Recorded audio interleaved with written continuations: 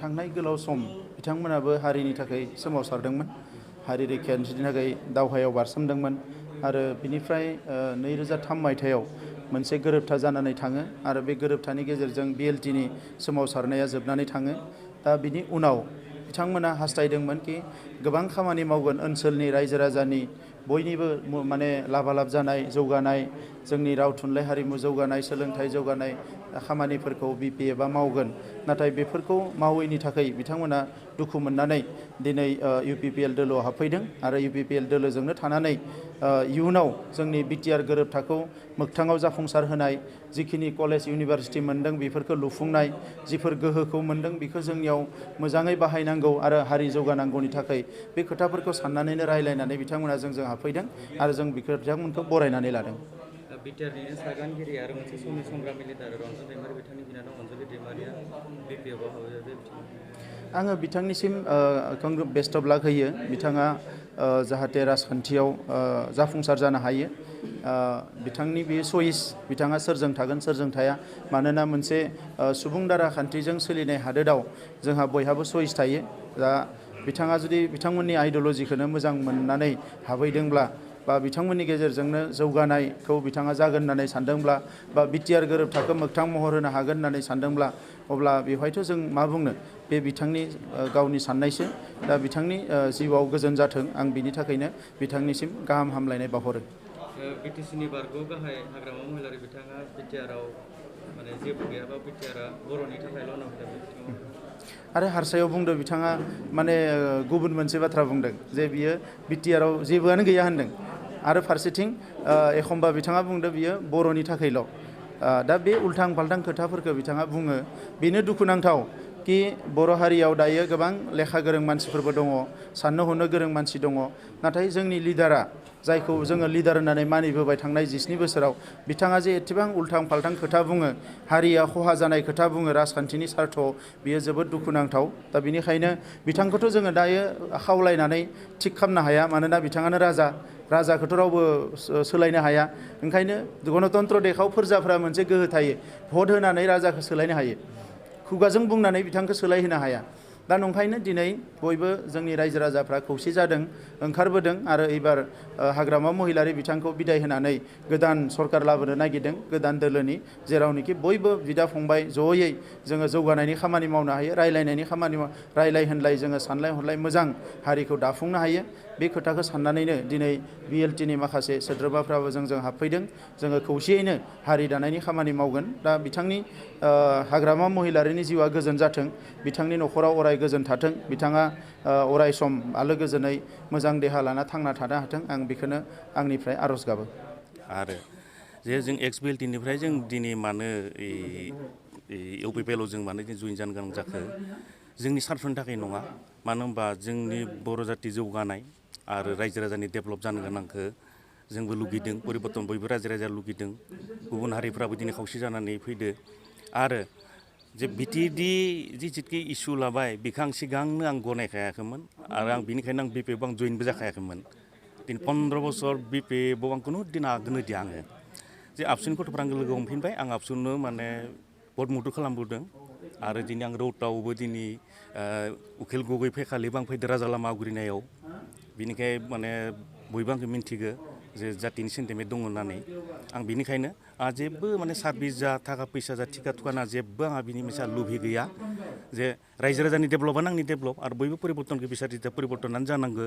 जाबायदि जोंनि गाहाय मन्त्रि नरेन्द्र मदिया जे जाबायदि परिबर्तन खालामबाय थादों इन्डियाखौ, जोंबो जाहाथे बयबो गावबा गाव स्टेटखौ दायित्व लानानै परिबर्तन खालामनाया बे जोंनि कर्तब्य रायजो राजानि। आरो जोंनि BTRआबो बिदिनो डेभेलप जालांगोन आरो बयबो गोसो होना मावनांगोन। जोंनि केन्डिडेटफोरा गोसो होना मावब्लासो डेभेलपआ जागोन, नङाबाथ' थाङै बे BPF बिदि जागोन। खुगावसो बुंबाय हाग्रामा बिथां महिलारि दाङ'रिया जे BTC मडेल खालामगोन, BTC मडेल खालामगोन। बहाथ' मडेल जाखो, गावबा गावनि न'आवसो मडेल जाबाय, गावबा गावासो बहाबा थाखा फैसाखौ दोनहैदों बेंकफोराव, बा बहाबा फ्लेग बायना हा बायनानै बिथांमोना फ्लेग बानाय दोनहैदों, बिसो जाहैबाय गावबा गावनिसो मडेल। आरो रायजो राजानिथ' जेबो मडेल जायासै माथो BTCआलाय।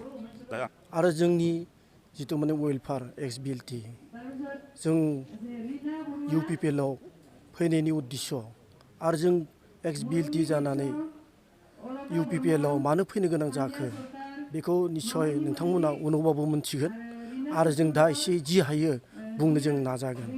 जों एक्सबिएलटि वेलफेयार जानानै फैनायनि उद्देश्यआ जाबाय जों UPPLखौ जोङो बिथांमोननि आदर्शखौ नियम निथिखौ जों जोबोद मोजां मोनदों आरो बिटिआरखौ वेलकाम खालामदों जाहाथे बिथांमोना जोंखौबो लोगोसे जेरावखि खामानि मावा मानो जेरावखि थाङा मानो बेजों लोगोसे जोंखौबो जाहाथे लांफायो जों बेखौनो आदर्शखौ मोजां मोननानै जोङो बेवहाय जोङो जइन जाफैबाय। बे जइन जानायनि उद्देश्यआ बेनो आरो जोङो 16-17 बोसोर जाबाय जोङो जेबो मोनाखै BPFआव हाबनानै एक्सबिएलटिआनो लाबोदों BPF बनायदों राजनितिक हाबनानै नङा होमबा दा बेनिखायनो जोङो जेबो थानायनि जायगा गैया मोनजानायनि जेबो राहा गैया बेनिखायनो जोङो फैनो गोनां जादों उफाय गैया। जों दिनै 17 बोसोर 15 बोसोर जालांबाय बा 15 बोसोर 17 बोसोर जालांबाय जोंहा संस्थापन गैया जों थाग्रा गावनि जायगाखौनो जों दिनैसिमबो मोजां रोखोमै बानायनानै लानो हायाखै। दा बेखौनो जोङो दुखु मोनदों बे दुखुजोंनो जोङो बाव जोङो UPPLआव हाबफैनायनि थांखिया बेनो जोंनि आं बेखौ আমি UPPLত যোগদান দিয়াৰ উদ্দেশ্যটো হ'ল BTC পাখি বিচাৰিছে BTC পাখিয়ে এতিয়া পৰিৱৰ্তন বিচাৰিছে সকলো BTC পাখিয়ে পৰিৱৰ্তন বিচৰাৰ কাৰণে আমিও BLT হয় BLT হয় আমিও আজি UPPLত যোগদান কৰিছোঁ আমি বহুত ভাল লাগিছে BTR যিটো চুক্তি আমি ৱেলকাম জনাইছোঁ আৰু UPPLৰ যিবিলাক এতিয়া আঁচনি বা আহি থকা যিটো ইলেকশ্যনত আমি ভাবিছোঁ আমি সক্ৰিয়ভাৱে আমি XBLTৰ পৰা তৰফৰ পৰা আমি লাগিম আমি লাগি যাম আৰু UPPL চৰকাৰ গঠন কৰাটো এইটো স্পষ্ট আৰু কোনো তাতে সন্দেহ নাই UPPL চৰকাৰ গঠন কৰিবই মই ভাবোঁ সকলোৱে ওলাই আহক সকলো জাতি জনগোষ্ঠী সকলো ভাষা ভাষী এক হৈ একত্ৰিত হৈ ওলাই আহক মই এইখিনি কৈ মই ৰাখিছোঁ এক্স বেণ্ডি BLT হিচাপত আপোনালোকে BTRটো আদৰিছোঁ most welcome আপোনালোকৰ এনে BTC প্ৰাক্তন শিৱে হয় BLTৰ আছিলে এজন সদস্য তেওঁ BLT আছিলে আজিৰ দিনত তেওঁ কৈছে যে BTRটো একো নাই বুলি সেইটো সন্দৰ্ভত কি ক'ব বিচাৰে আপুনি তেওঁ ভেলুলেছ এইবিলাক তেওঁতো উইকনেছ আছিলে তাতে উইকনেছ হিচাপে তেওঁতো চাইন কৰিছে তেওঁতো সেইটো কথা কোৱাটো এইটো ভেলু নাই সেইটো ভেলুলেছ তাতে কোনো হেৰি নাই সকলো বড়ো নন বড়ো ইয়াতে সকলো জনগোষ্ঠী ইয়াতে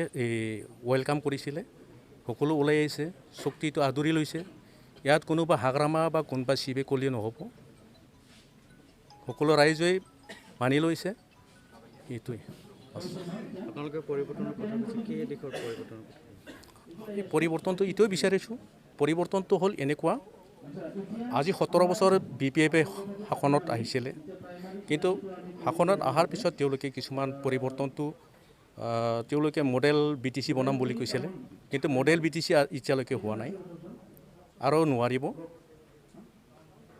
নোৱাৰিব তেওঁলোকে এইটোতো অসম্ভৱ এতিয়া আকৌ মই ভাবিছোঁ এতিয়া আহি থকা যি BTR চুক্তিত যি UPPL চৰকাৰ গঠন কৰিব এই চৰকাৰে সকলো জনগোষ্ঠী সকলো জাতি ভাষা ভাষীক লৈ আগবাঢ়ি যাব আৰু উইনাৰ হোৱাটো স্পষ্ট